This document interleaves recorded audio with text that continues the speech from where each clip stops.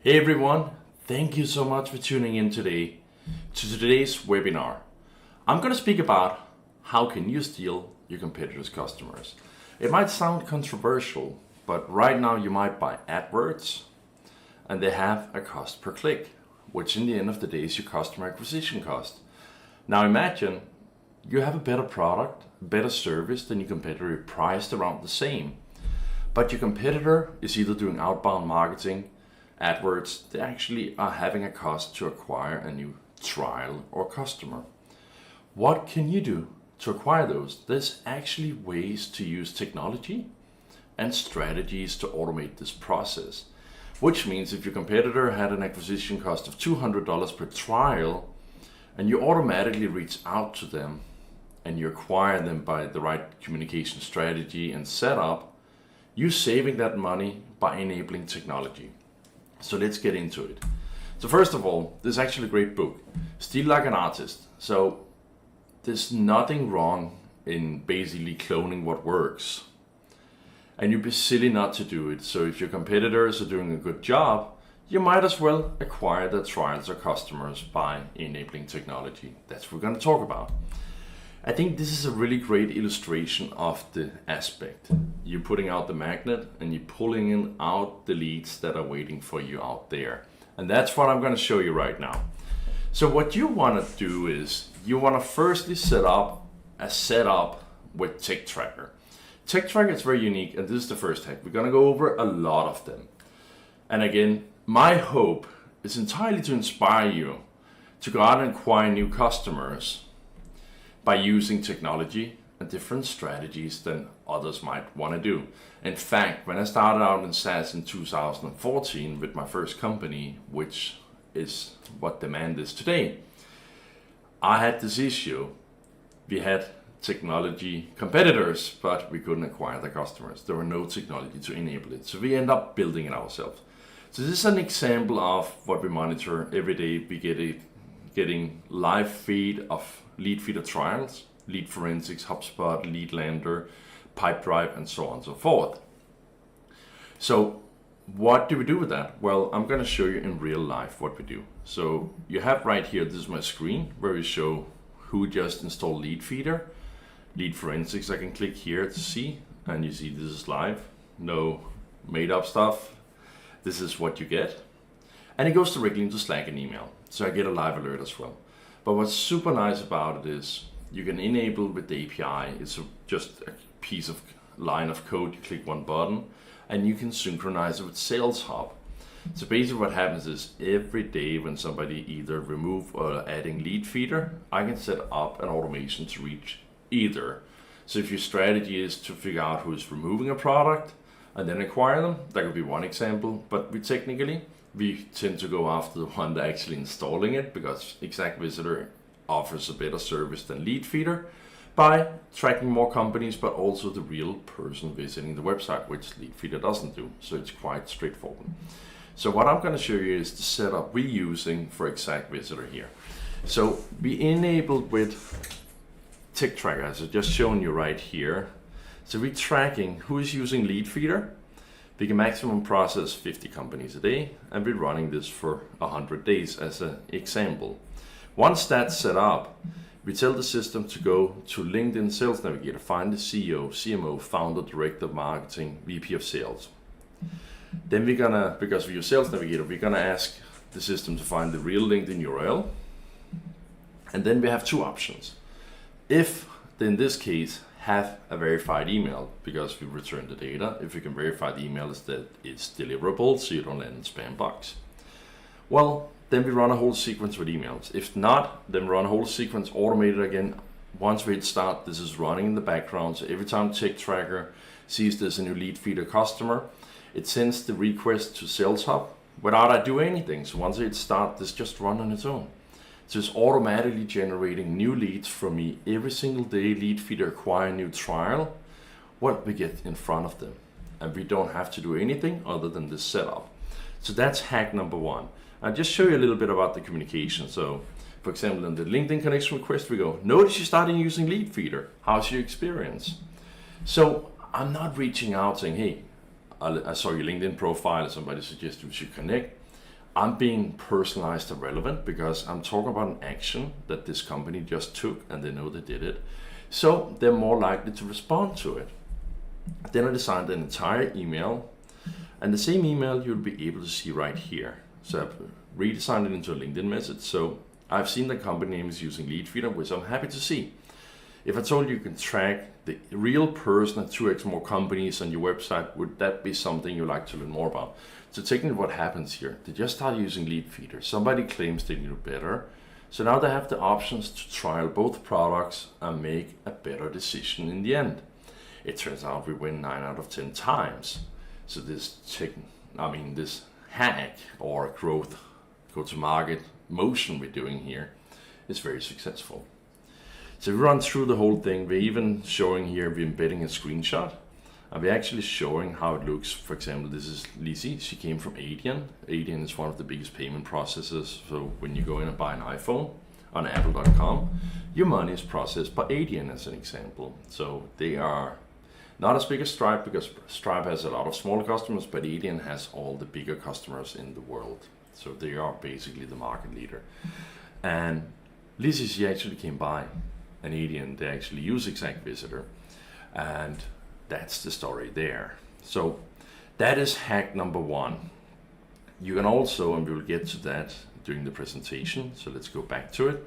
So hack number 1, let technology install alerts help you with Sales Hub to automatically reach out.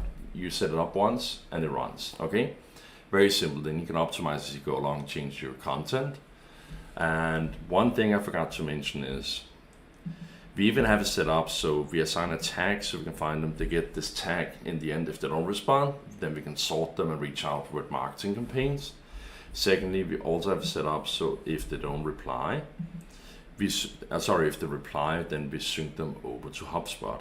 We also say the system to reply in LinkedIn or email. Well, let's stop communicating with them because now they exist in our CRM HubSpot as a client. So once I'm ready, I'm gonna hit start. So let's do that. So now this is gonna start running in the background and it's gonna start processing leads. That's how simple it is. Now the next part, it is how do you track your daily customers? This is again just an example here of companies that just installed HubSpot. I'm just showing out of our Slack channel. So I get this list of potential new customers every day. If I don't run an automation, and then I can take it to any other system. I can export to a CSV file and then you go in and prospect wherever you want. You can also manually prospect within Sales Hub. So again, that's natively integrated with Tech Tracker, which is the leading technology tracking company there is in the market now for tracking new opportunities. So basically I can say, okay, who's using Leadfeeder or who installed Leadfeeder during the last 30 days? And then I can select them right here. So I can say, okay, let's say, I'm selecting just what I have here, 74 companies. Then I want to find contacts within these companies. So I either design my personas, which give me the job titles. So I don't have to put in titles. So I can say, okay, I want the sales leader persona. I apply the filter, and then Sales Hub is going to return the right people right here. And then I can say, okay, who is it that I want to actually talk to? I just need to reapply the filter. So here we go. Here we have the right title. So Peter McCann, he's the Chief Revenue Officer. He's the Vice President of Sales at the Remy Group. Arlen is another Leadfeeder customer. He's VP of Sales. So I want to reach all of them. So I apply. I want to select the first 100. Then I can hit save, and then I can export them to wherever I want or use Sales Hub to reach out to them. So that's a fast way to go in and manually prospect if you want to do it manually, and verify the accounts before and find the right people within these companies. Now again, these are very selective titles. If I had in CEO, CMO, I would get more people, but this is an example of how you can execute the strategy for your company. Now, another strategy is to go to LinkedIn and research posted on LinkedIn. So basically, once you do a search on LinkedIn, you can drop down, instead of saying people, you can search post. So you can go in and say, okay, who wrote about Clearbit, who wrote about Sales Hub, who wrote about ExactVisitor, who wrote about Outreach, Sales Love, Salesforce, HubSpot, whatever it is. So you can find the people who are talking about it, and you can engage in social conversations. And this is another way to growth hack your way in front of that audience So you might just want to bring value to the table about something that people are writing about. That's another way to actually piggyback your competitors. Okay, so that's also something I recommend. So that's growth hack basically number 3 here. Another way is to, for example, using brand mentions or any other company to research, well, who is talking socially about your competitors. So for example, Tom Pick here, well, he's looking for an alternative to Leadfeeder or Leadforensics. Any good suggestions? Well, the good part is we're getting alerts for this, so we pick this up every day. So when somebody talks about our competitor and want a suggestion, we can reach out to them. And again, we are acquiring our competitors' customers. Really simple hack, something you can start with as well today. Status pages on Twitter is another one. So this typically are people that are on the hook to be a little bit irritated. I could jump ship because there's breakdowns, issues. And so for example, Casey Wyatt here, if I'm Zendesk, I will definitely reach out to him as he's an Intercom customer, and I might get him to migrate if my offer is good enough. That's another hack. You can also extract followers from the social media channels. There are many tools like that, tools in the market for that. Just do a simple search. So you can get the details, you can reach with Sales Hub, get the emails, and so on and so forth. And again, you can start an outbound campaign based on who's following your competitors. That's another hack. Another hack that I love, if you're creative, have YouTube ads, it is to place them in your competitors' videos. So if I go in and say, okay, I want to read about Leadfeeder, well, why wouldn't I place an ExactVisitor video ad in front of them? So once it preloads, they get to see it. And during those like 5 to 6 seconds, well, I happen to have the chance to actually talk to them and reach out to them. So this is an example of how Monday.com, they're very, very aggressive in YouTube ads and so on and so forth. So that's another hack you can do. You can actually get in front of your competitors' customers by placing a YouTube video. Intent data from topics. So Bambora, they're having a network where they crawl intent data from customers, they buy cookie data from like the likes of CIO.com, who's reading a white paper, an article, and so on and so forth. So you can, if you're subscribing to them, you can actually go in and say, okay, right now who's reading about SalesLoft, and you get all the names of those companies who is showing that they have an intent in the market. The downside with that is you need basically to enrich this data with tech tracking to figure out, are they using SalesLoft? The one using SalesLoft you might want to rule out, but the rest are probably in the market to switch to another provider for sales acceleration. And that gives you the opportunity to reach out and talk to them today. Very simple. G2 Crowd, review site, do the same.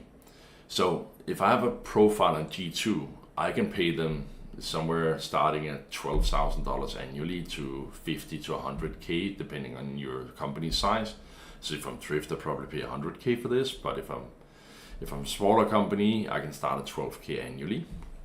Basically what it means is, I have a profile, I belong to a category, let's say sales acceleration or visitor identification software.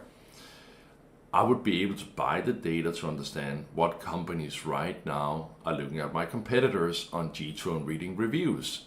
This again tells me this company is most likely looking to switch vendor, already buying the first product. And that again means that you can acquire your competitors' customers. It's really, really simple. So in this case, and this is a screenshot from them, you can then see, okay, what companies, what categories have they been looking at? And that gives you an oversight when you reach out and say, hey, I know that you looked into company XYZ on G2. Love to have a talk with you because I can see that you could be relevant to our business. I mean, you can reach out in any way. So let me take the example of ExactVisitor, and I see that checking out Leadforensics and Leadfeeder. They love that you checked out Leadfeeder and Leadforensics.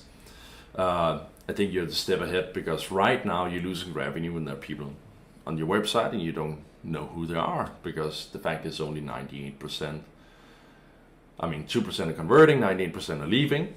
So what happens here is you have the option to say, hey, but ExactVisitor also tells you the real person, not just the company. And that's the hook ExactVisitor is doing. And that's what makes people convert, because the value is so high. So for example, if Dell.com comes to our website today, they might have 5,000 people in global marketing.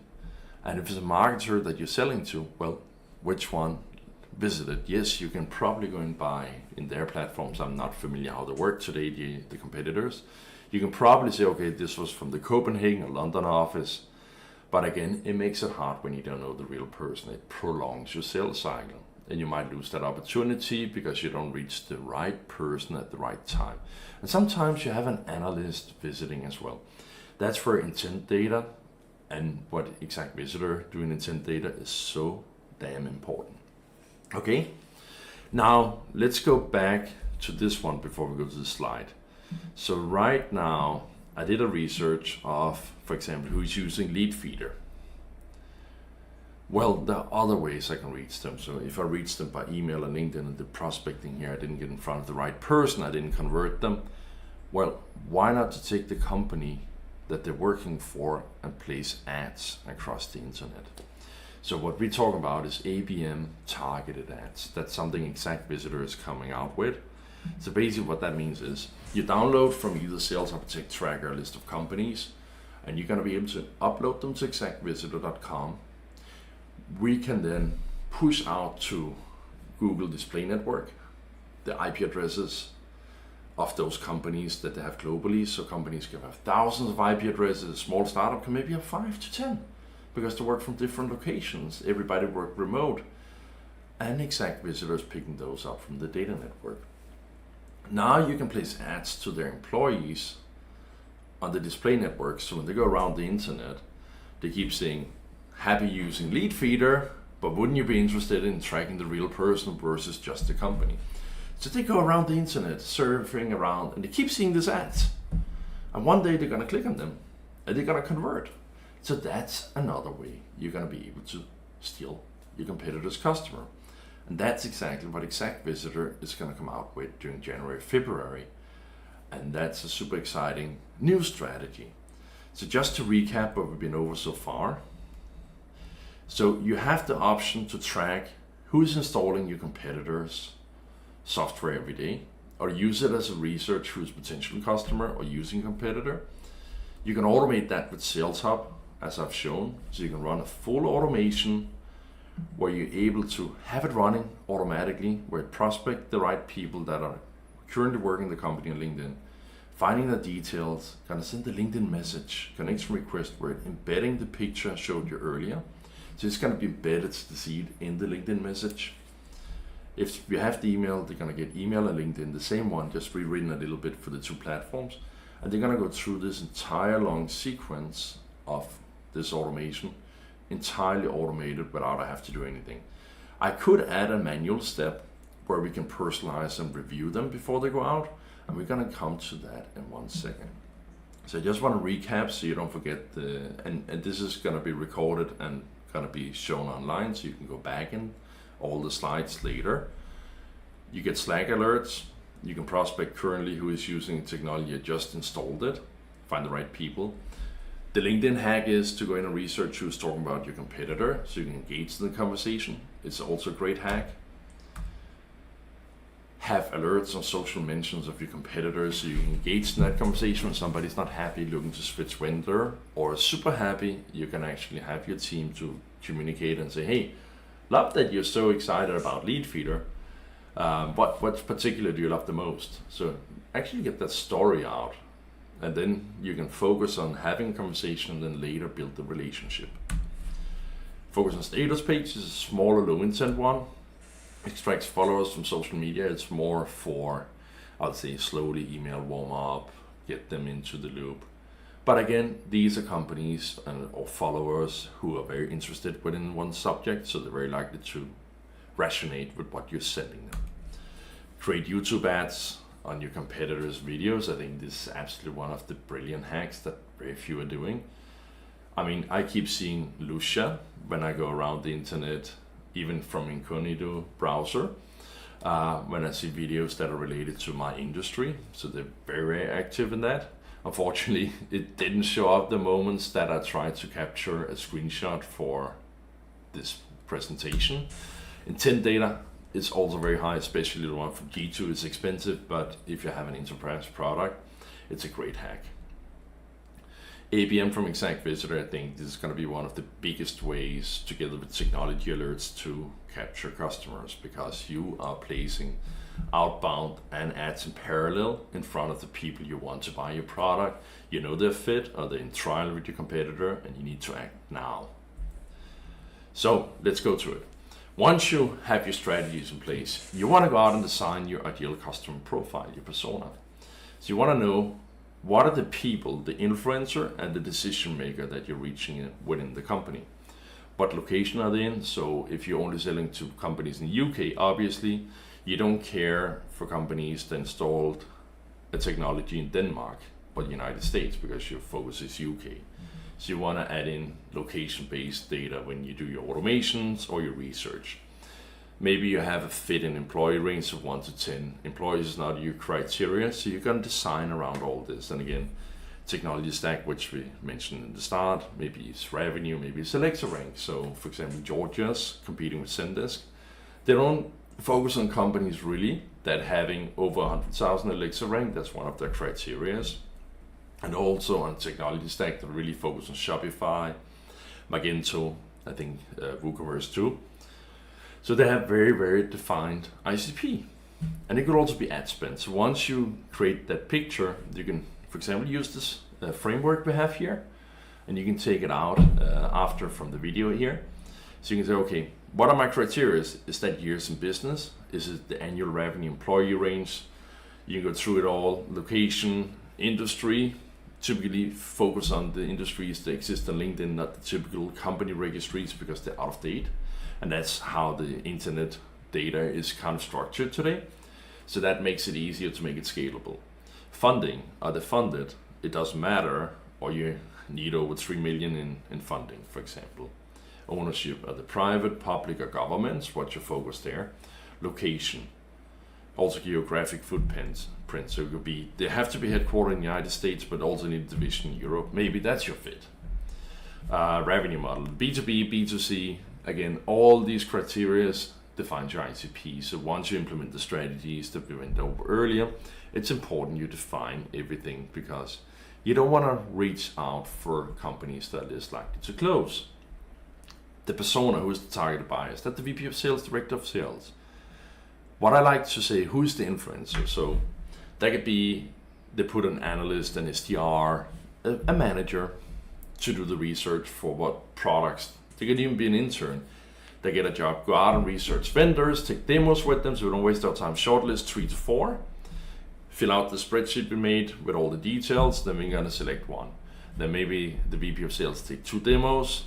So the analyst, if you didn't understand what you did earlier on with the intern, well, you got ruled out and you don't win that deal. So it's important to understand who is the person who might bring the decision, the homework to the decision maker. And if you narrow that one down, you're more likely to win the deal because you get shortlisted. Technology use, we use that a lot, and it can be used across industries. So who is your competitors? Are there somebody you integrate with? So they can be, hey, we integrated Microsoft Dynamics, Pardot, Salesforce, HubSpot, Pipedrive, you name it. All of them are native integration, all our platforms.